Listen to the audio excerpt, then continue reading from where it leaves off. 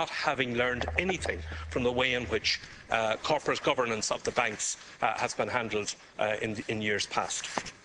To answer Deputy Gilmore directly, you're asking what was the situation in relation to this bank at the time of the guarantee being provided.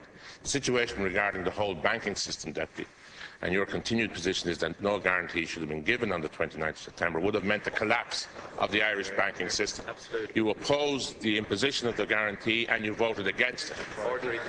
The next position that you have taken, which has been shared by Fine Gael from Dr. O'Reilly in an interview during the week, was that the Anglo-Irish Bank should be wound down now immediately.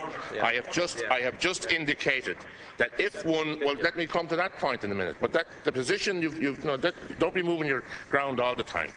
First of all, you said there should be no guarantee, and you voted against it. Without a guarantee, all banking system implodes. We don't have an economy. Second, your second position, that we should have a situation where we should wind up the bank immediately. I've explained to you that would involve fire sale of assets, 40 billion losses, and would also mean 70 billion having to be found immediately to fund deposits, bondholders, and those monies that have come from the euro system. That's your second option.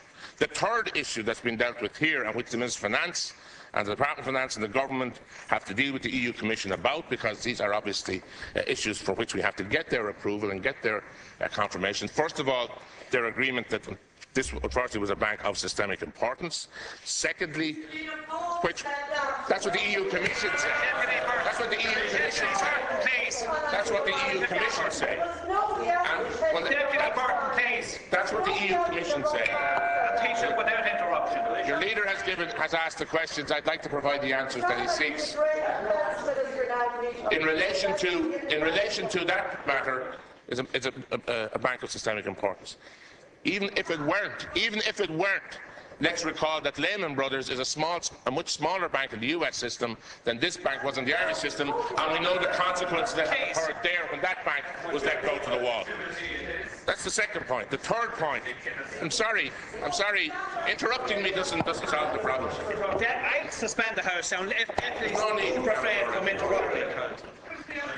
I'm answering the questions. In relation to the restructuring plan that you asked about, what is being put forward is the proposal by the bank to split the bank into two elements: an asset management company to run down some of its loan book, and a bank which could continue to operate as a viable going concern.